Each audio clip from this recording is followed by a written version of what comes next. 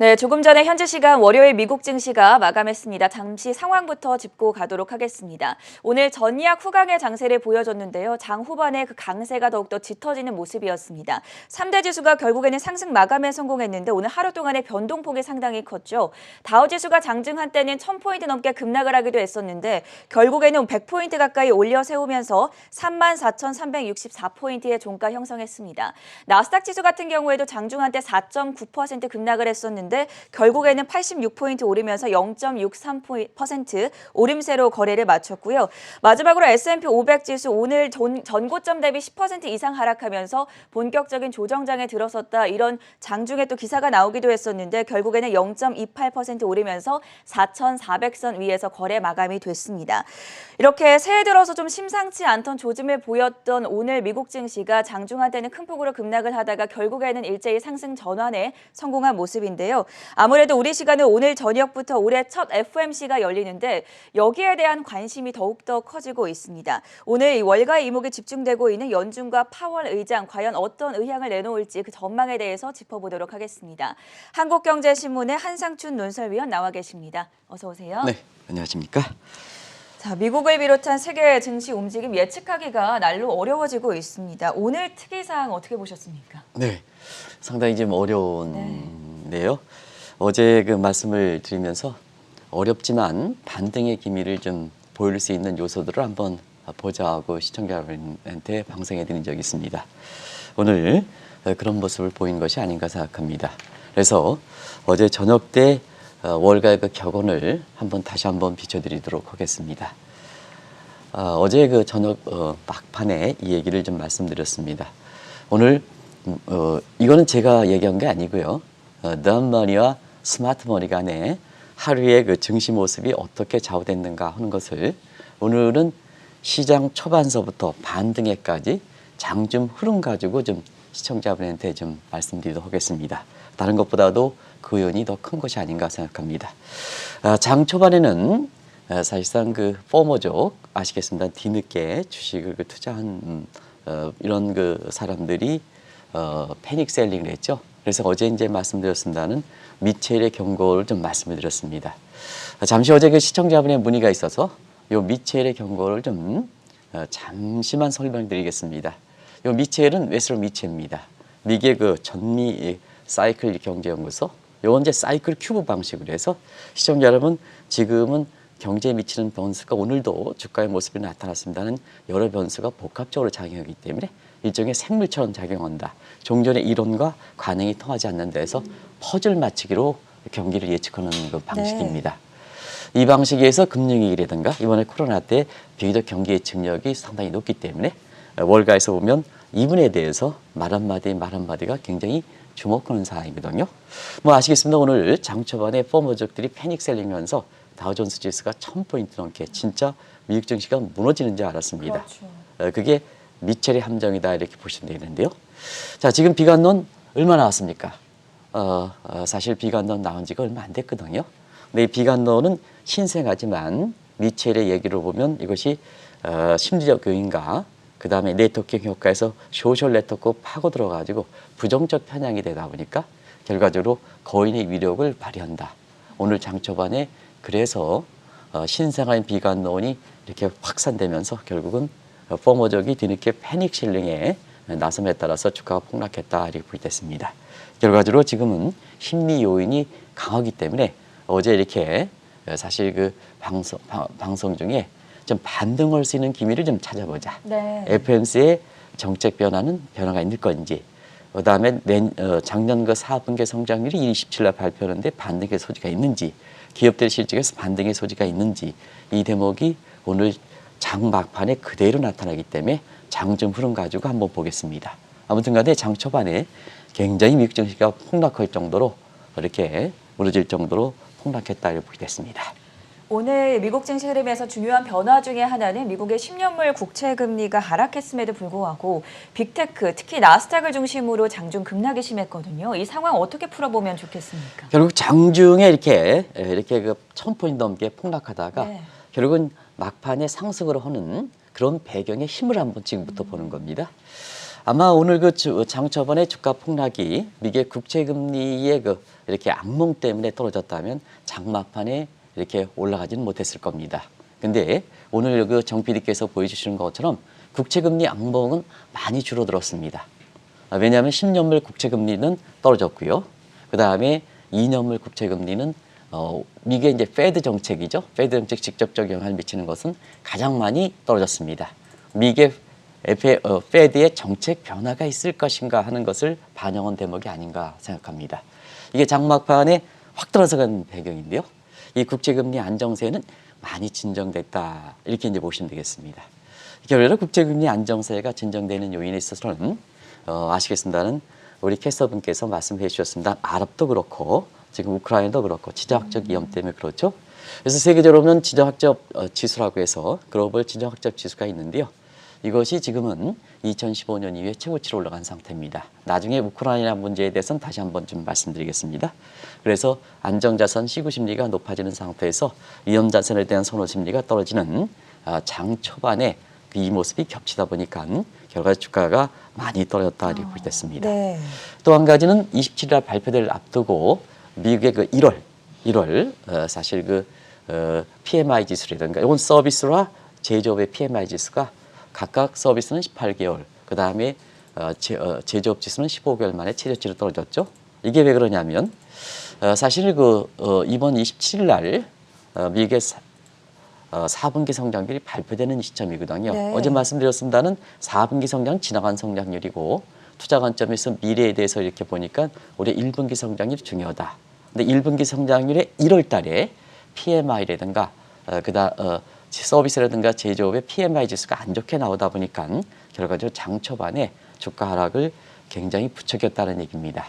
그리고 기업들의 실적은 오늘 굵직굵직한 것은 발표되지 않았습니다는 역시 이 부분에 대해서도 비용 여건, 임금 상승, 금리 인상, 원재 가격 상승 이런 요인이 겹치다 보니까 네. 수익이 수익이 악화되지 않느냐 하는 이런 쯤에 펀더멘탈 요인이 악화되기 때문에 장 초반에 특히 펀더멘탈에 많은 영향을 받는 다우지수가 많이 떨어진 거다 이렇게 부여됐습니다. 어제도 월가의 관심이 유동성에서 이번 주에 1분기 성장률, 그다음에 빅테크 기업들의 실적이 발표되다 보니까 펀더멘탈이 중요하다. 그 펀더멘탈이 저 1월 달에 PMI 서비스 제조업 악화되다 보니까 1분기 성장률이 2% 밑으로 떨어지는 게 아니라 우려가 겹치면서 펀더멘탈에 많은 영향을 받고 있는 이렇게 다우존스가 많이 폭락하게 된 배경이다 하는 걸 말씀드리겠습니다. 방금 전에도 말씀을 해주셨지만 오늘 미국 증시를 더 어렵게 했던 요인 중에 하나가 바로 지정학적 요소였는데요. 우크라이나 전쟁 가능성이 높아지면서 좀 위험도에 대한 우려가 심화되고 있지 않습니까? 네, 오늘 그 지정학적 위험이 우크라이나 문제 때문에 네. 미군 그 철군이라든가 가족들 철검이 아프가니스탄의 그 바이든의 실수를 재현하지 않기 위해서 이렇게 철군하다 보니까 증시 심리를 악화시켰다 이렇게 보시면 되는데요. 아시겠지만 1월 효과 여부를 판단할 때 1월 3일 날 아마 방송을 해드렸을 겁니다. 미국과 러시아 간의 협상 결과 1월 7일 날 있었죠. 정상회담 결과가 굉장히 중요하다는 말씀을 1월 3월에 그 방송해 드렸는데요. 사실상 1월 7일에 푸틴과 바이든 간의 정상회담 결과가 아무런 성과 없이 이렇게 됐던 거거든요. 그러다 보니까 우크라이나를 비롯해서 지정학적 위험이 이렇게 지금까지 높아졌던 상황이다. 근데 지정학적 위험이 높아졌는데 그때는 증시가 괜찮았기 때문에 이것이 지정학적 위험의 부정적 측면이 희석됐던 거고 지금처럼 이렇게 심리가 아주 안 좋을 때는 똑같은 지정학적 위험도 굉장히 주가 하락을 요인을 하는 이런 악재로 작용한다 이렇게 보겠습니다. 그만큼 악재에 굉장히 민감하다는 얘기죠. 투자자분들이. 그런 과정에서 왜 이렇게 푸틴이 이렇게 우크라이나 문제에 대해서 이렇게 할까 하는 측면에서는 사회주의과 맹주 대결입니다. 아시겠습니다는 시진핑 이렇게 국가주석이 작년 11월 12일 날 19기 6중 전회에서 시황제결에 올라갔죠. 그러다 보니까 사회주의 맹주 역할을 이렇게 시진핑에 뺏기지 않느냐 하는 이런 측면에서 푸틴이 여기에 대해서 굉장히 좋아하심 때문에 예전에 구소련을 통합해서 시진핑과 마찬가지로 차르 계획에 오르가겠다 하는 입장에서 구소련공화국 통합하게 나선 거거든요. 네. 그런 측면에서 가장 상징력이 있는 우크라이나 문제 가지고 지금 시속 게임을 벌인다 이렇게 보겠습니다. 그래서 이런 문제를 두고 사실 외교에 대한 헤러키 키시너는 제3차 전쟁이다. 닐 퍼거슨 교수는 각도가 다르지만 경제적 측면에서는 제2차 냉전이다 하는 말씀을 드렸습니다. 근데 사실상 그 장마판에 이렇게 주가가 반등하는 데 있어서는 과연 푸틴이 전쟁을 일으킬 것이냐, 유럽에 있는 가스관을 막힐 것이냐, 막을 것이냐 하는 측면에서는 푸틴이 그 재정 사정이 너무 안 좋습니다. 지금 재정 사정이 안 좋기 때문에 여기에 전쟁을 치를 때는 오히려 푸틴 입장에서는 자충수가 된다. 오히려 본인 자신의 연구 기반을 약화시킬 가능성이 있다 하는 이 측면에서 지적점 이 부분에 대해서 사실 안도의 그 한숨, 물론 이제 불안감이 계속해서 작용하지만 이것이 장마판의 주가를 상승세로 돌아선 큰 배경이 되고 있다는 걸 말씀드리겠습니다. 저희가 보통 이제 장중의 변동성을 판단할 때 빅스 지수를 많이 보지 않습니까? 오늘 같은 경우에도 움직임이 상당히 주목이 됐죠. 네, 어제 이제 빅스 지수를 이례적으로 아칸포라 얘기하면서 네. 빅스 지수를 얘기한 적이 있습니다. 그래서 어제의 그 빅스 지수 같은 경우는 27 정도인데, 물론 그 이전에 19, 18 레벨 굉장히 많이 올라갔다. 많이 올라갔다. 근데 어제 38에서 40 레벨까지 올라갈 정도로 추가적으로 하락이 있는다. 근데 38, 40 정도에는 저가 매수가 있을 수가 있겠다 하는 측면에서 반등의 소지를 댔는데요. 오늘 빅스 지수가 37, 38 레벨까지 올라갔습니다. 아까 우리 캐서분께서 빅스가 38이니까 장 후반에 패닉 셀링을 자제하는 모습이 보였거든요. 이해가 됩니다. 어제 이제 그래서 요 포인트를 지적해 드린 겁니다. 그래서 저가 매수는 전반적으로 이렇게 사실 신중을 기하는 이런 모습이지만 일부 스마트머니를 중심으로 해서 빅스 지수가 38 레벨대에 가니까 이제는 스마트머니들이 이렇게 주식을 사야 될 때가 아닌가 하는 측면에서 장마판에 특히 나스닥, 그동안 낙폭이 컸던 나스닥에 주가 상승폭을 끌어올렸다. 이렇게 이제 보시면 되겠습니다. 근데 이제 잠시 한번 말씀드리면 오늘 CNN의 FGIS가 일주 전에 58에서 오늘 38로 공포로 떨어졌을 겁니다. 근데 이게 장마판은 반영하지 못합니다. 왜냐? CNN, FGIS의 산출 방식 때문에 이 장중에 이렇게 플럭체이션이 크면 쉽게 반영하지 못합니다. 그래서 혹시나 요거 38 레벨 정도로 하면 요건 장 초반의 모습이다. 어제 장 초반의 모습이다. 근데 장 막판에 올라갔던 모습은 CNN의 FGIS 산출 방식으로 볼 땐 장마판에 올라갔던 부분, 이게 투자 심리가 확 개선되면서 올라갔던 부분을 반영하지 못한다. 혹시나 요 지수를 인용하시는 시각 같은 경우에는 장마판에 나와줬을까 1000포인트 밑에 떨어지다가 100포인트 이상 올라갔는데 요거는 반영하지 못하고 있다는 걸 말씀드리겠습니다. 그래서 이례적으로 제가 요 지수를 갖고 온 겁니다. 그래서 요거는 공포 지수긴 하지만 장 후반에 주가가 올라갔던 부분은 반영하지 못한다. 이렇게 요걸 좀 편제 방식상 말씀을 드리도록 하겠습니다. 저도 오늘 빅스 지수를 보면서 장중에 38까지 치솟았길래 어제 말씀해 주신 대로 38에서 40을 터치하면 하락세가 진정될 것이다 했는데 정말로 오늘 그런 일이 일어나서 네, 그렇습니다. 이 지표를 꼭 봐야겠다라는 생각이 들었습니다. 이 시간을 통해 작년 말부터 2022년 올해에는 미국 증시도 중요하지만 특히나 중국 주식의 비중을 확대하라라고 조언을 해주셨는데 어제 중국 증시 흐름은 어땠습니까? 네, 어제 우리 정 PD께서 어제 아시아 증시, 글로벌 증시 하는 흐름을 한번 좀 비춰주실 수 있으면 비춰주시기 바랍니다. 네, 지도가 준비 중이라고 하니까 살펴볼게요. 그래서 사실상 여기 이제 나왔네요. 여기 나왔는데 어제는 중국 주식이 좋았죠. 네. 그리고 일본 증시 같은 경우는 워낙 많이 떨어졌기 때문에 그렇다 해놓고 일본 행정자가 경기 부양책을 이렇게 추진해서 그것이 반등해서 일본 증시도 올랐다 이렇게 됐습니다. 전체로 보면 한국 증시가 외톨이에서 많이 떨어지죠. 계속해서 떨어진 상태에서 중국 증시가 올라왔는데요. 우리가 보면 작년에 미국의 빅테크 업종을 중심으로 해서 GBK라든가 ETF를 밀었습니다. 근데 이제 작년 4분기 들어서는 이건 좀 균형을 가질 필요가 있다 하면서 시청자 여러분한테 334, 343 아마 그거 기억이 나실 겁니다. 네. 그래서 현금 비중을 좀 높이 가져가고 중국 주식의 비중을 좀 높일 필요가 있다는 말씀을 드렸었는데요. 전체적으로 보면 어제 중국의 증시가 올랐습니다. 그래서 우리 들어서 이렇게 얘기했던 사항을 산타렐린이 희박하다. 저가 매수도 좀 신중을 기하실 필요가 있다 하는 이런 말씀을 드렸는데요. 사실상 왜 중국이 이렇게 주가가 이렇게 그래도 견조한 움직임을 보이는 것은 역시 중국도 1분기 성장률에 대한 공포 때문에 그렇다는 것을 말씀드리겠습니다. 중국은 경제 성장률 방식이 전년 동기입니다. 그러면 작년에 사실 1분기 성장률이 18.3%입니다. 네. 베이스가 상당히 높았다는 얘기죠.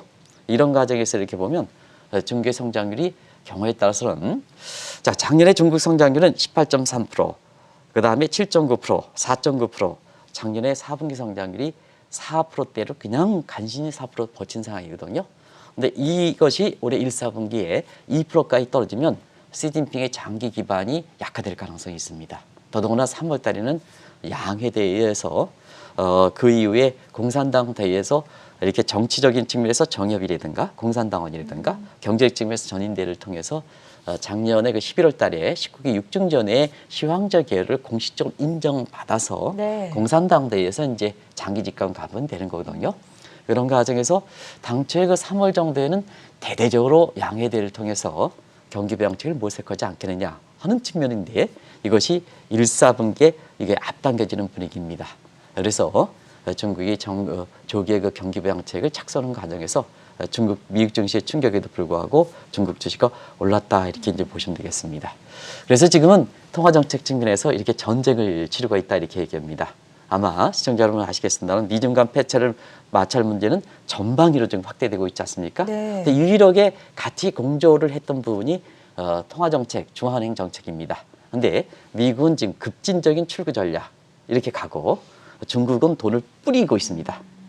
사실 그런 각도에서 시청자분이 만약에 지금 상태에서 미국은 돈을 회수하고 그다음에 중국은 돈을 이렇게 풀고 예. 그래서 이렇게 하면 어느 쪽에 선착하겠습니까? 사실 지금까지는 중국 증시가 올라가지 않았습니다. 그래서 미국 증시가 올라가는 것에 거품이 지금 발생한 상태거든요. 그 잡고 잉크러 잡기 위해서 지금 출구 전략이다 보니까 상대적으로 그동안 올라가지 못했던 중국 증시의 매력이 부각되는 거다 하는 걸 말씀드리겠습니다. 작년에도 중국 증시의 외국인 자본이 작년 4분기에 빠르게 유입되는 것을 좀 주목하실 필요가 있다는 말씀을 드리면서 작년에 중국에 제 기억으로는 80조 정도 들어온 것 중에서 4분기에 그중에 약 30%가 들어왔다는 것을 주목하실 필요가 있다는 걸 말씀드렸는데요.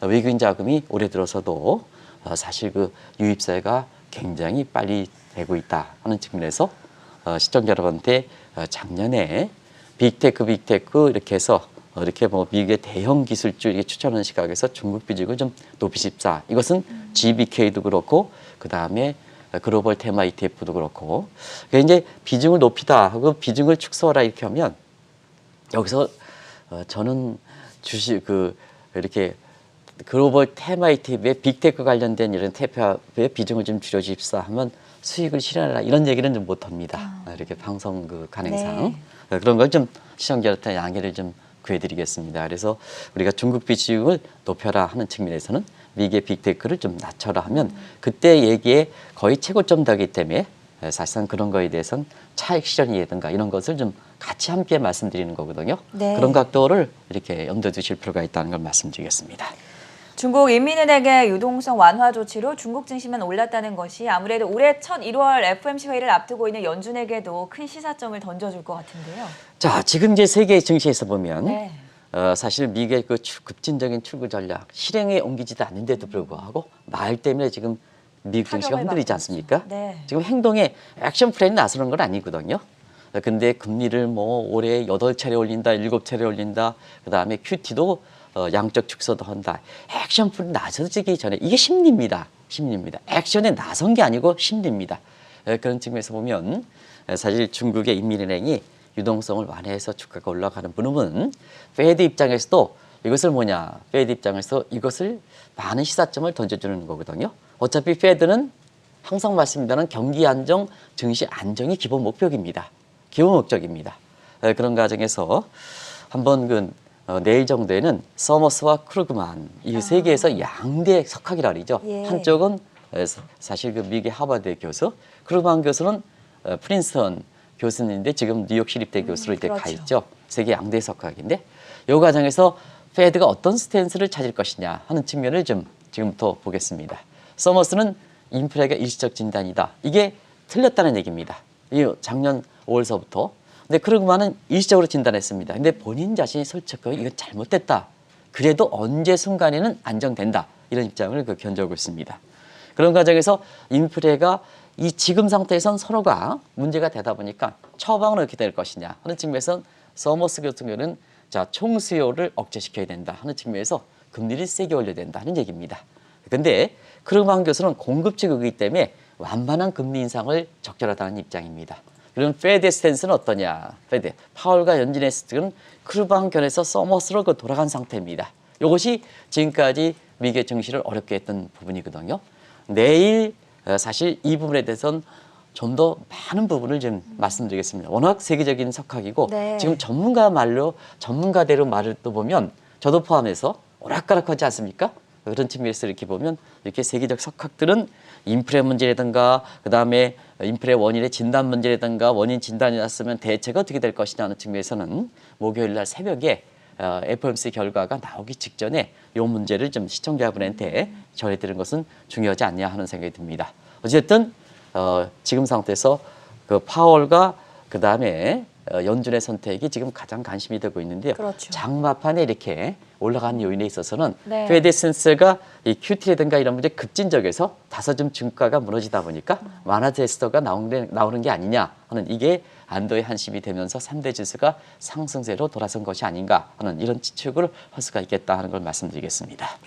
오늘 오랜만에 반등에 성공하기는 했지만 주식시장이 연일 하락세를 이어가다 보니까 월가에서는 연준이 생각하는 적정 주가란 무엇인지에 대해서도 관심사로 떠오르고 있지 않습니까? 주가가 워낙 떨어지니까 네. 사실 그 페드 입장에서는 주가가 얼마큼 고평가되게 페드가 생각하느냐 이걸 당연히 생각하죠. 예. 그런 과정에서는 제가 일전에 한번 페드의 가치 모형을 좀 말씀드렸습니다. 이 가치 모형은 자산 부분의 거품 문제를 이렇게 측정하는 겁니다. 거품이 많으면 긴축이 되기 때문에 그래서 오늘 장 초반에 주가가 워낙 많이 떨어지다 보니까 페드가 생각하는 주식의 적정 수준은 얼마일까? 이것이 비밀 스텔스 조항이지만 이것이 관심이 됐다 이렇게 보겠습니다.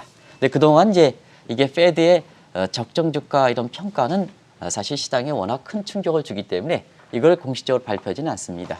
근데 현재 이번에 떨어지기 전에 주가의 평가 수준이 한 2.5배로 금융위기 수준보다도 더 높다. 그러다 보니까 조금만 페드의 스탠스가 좀 급진적으로 도달하면 주가가 폭락할 수 있는 수준은 어느 정도 예상됐다 하는 걸 말씀을 드리겠습니다. 그런 과정에서 지금 상태에서는 주가가 이렇게 워낙 떨어지면 코로나 이후에는 유동성 장세에 의해서 미국 경기가 지탱한 측면이거든요. 근데 이게 너무 떨어지면 역자산 효과에 의해서 미국 경제가 지탱할 수 있는 입장이 아니지 않느냐. 그러면 뭐냐. 지금 이렇게 주가 폭락하는 부분에 대해서는 방치할 것이냐. 페드 스탠스는 1월 달 FOMC가 목요일 아침에 발표하는데요. 네. 증시 이렇게 변동성 심화 붕괴 문제를 이렇게 지켜만 보지는 않지 않겠느냐 하는 측면에서 12월에 FOMC 의사록에 나왔던 QT를 비롯해서 이런 문제에 대해서 다소 시장을 안정시키는 조치가 나오지 않겠느냐 하는 측면에서 오늘 장마판에 주가가 올라간 것이 아닌가 생각합니다. 이렇게 급변동할수록 이렇게 사실 시장에 이렇게 참여해서 나오는 소식들을 좀 이렇게 하시기 바랍니다. 그래서 한경의 글로벌 마켓에 현지에 나오는 팀이라든가 저희들이 변동성이 이렇게 됐을 때 거의 한숨을 못 자고 이렇게 네. 지켜보거든요. 이런 시각들을 좀 시각과 변한 것을 좀 꼭 지켜보면서 하실 투자에 임하실 것을 권해드리겠습니다. 네, 올해 첫 FOMC에서 과연 연준이 시장 방향성을 어떻게 제시할 것인가 오늘 예측해보는 시간 마련해봤고요. 지금까지 한국경제신문의 한상춘 논설위원이었습니다. 대단히 고맙습니다. 네, 고맙습니다.